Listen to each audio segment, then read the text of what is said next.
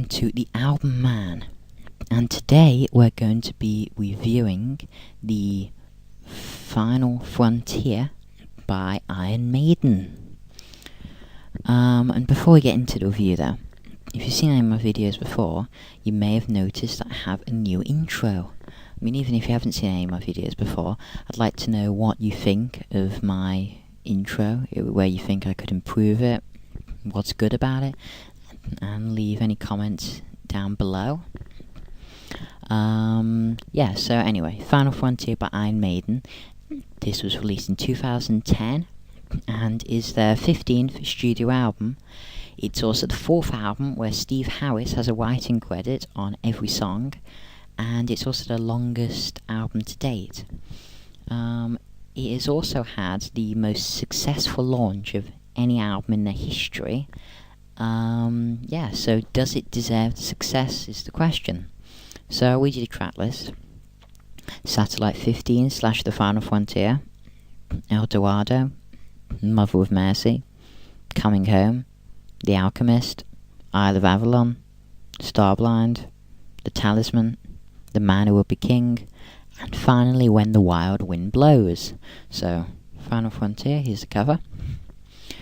So, this album then, it starts off with the clanging drums and wailing vocals, Satellite 15.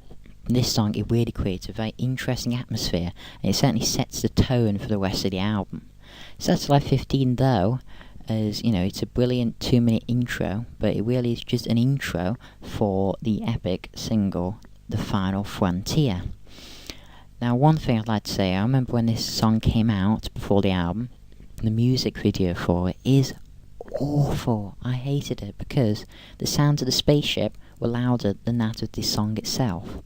So, you know, a bit stupid, to be honest. I don't know why they just like that, but anyway, when you listen to the song properly, though, you find it's typical yet brilliant Iron Maiden song with a superb chorus and a really nice solo. It gets even better though when you get to El Dorado, because this song, it's based on the South American myth about a city which is completely made of gold. It has a fantastic chorus, brilliant chugging bass in the verse, which, you know, really moves the song along. So then you get to Mother of Mercy, which appears at first to be a ballad with a lovely clean guitar, but then progresses and moves to a beautiful distorted guitar melody with great vocals from Bruce. The next track, though, Coming Home, has a clean verse and a brilliant heavy distorted guitar and, you know, another great solo. There's a lot of consistency in this album. It really is just consistent, typical Iron Maiden songs, but they're done absolutely spectacularly. Every one has a chorus that is just to die for. But also this album certainly shows that Iron Maiden is moving into the progressive metal territory. Now, they're not exactly Dream Theater, but this is their longest album to date, and it does have a lot of really good prog elements. For example, Isle of Avalon, which is track 6, is a really good example of their prog style. It starts with melody, big emphasis on vocals, with Nico playing a brilliant constant beat in the background. This song moves up and down like a yo-yo, from soft to heavy, and it ends in a great climax. It really shows progressive nature to it. But after Isle of Avalon, you get to Starlight, which has a clean guitar, but it is the weakest song on the album. It's still great, but it never goes anywhere. It starts with this slow, clean guitar, and it just never goes anywhere. Then track 8 is The Talisman, and track 9, The Man Who Will Be King. They're both basically just, you know, typical of this album. I find each Iron Maiden album has a only slightly, but different style to the others. So these are both typical of the album, and start softly and move into, you know, a powerful heavy chorus with great solos along the way. But they certainly did save the best song to last on this album, because When the Wild Wind Blows, I mean, it's easily the best song on the album, and there's some absolutely cracking songs on this album. I mean, this is Iron Maiden's third longest song ever, after The Worm of the Ancient Mariner and Sign of the Cross, and it really is a truly epic song.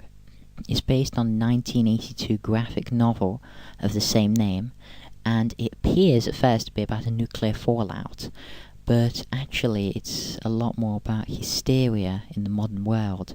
It basically is about really how people panic more than they should in a disaster, how people's panic can make things seem a lot worse than they actually are.